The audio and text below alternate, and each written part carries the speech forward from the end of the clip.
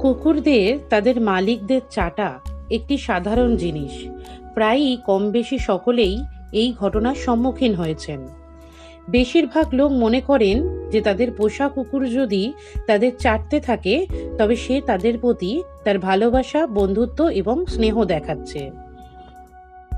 কিছুটা হলেও এটি সত্য, কিন্তু প্রতিবারই এমনটা কিন্তু হয় না।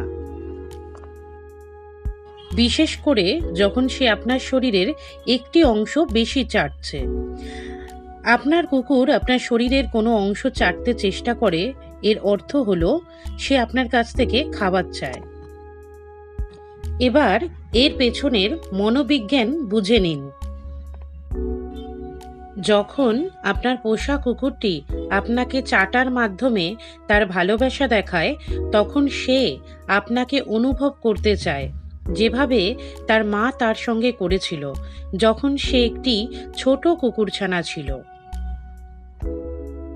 এছাড়াও পোষা কুকুর যখন আপনাকে চাটে তখন তাদের মধ্যে ডোপামিন এবং এন্ডোরফিন নিঃসৃত হয়, যা তাদের অন্যদের সঙ্গে সংযোগ স্থাপনে সহায়তা করে। কুকুরদের জন্য চাটা হলো গোষ্ঠীর আধিপত্যশীল সদস্যের প্রতি নিজেদের আনুগত্য প্রদর্শনের পদ্ধতি।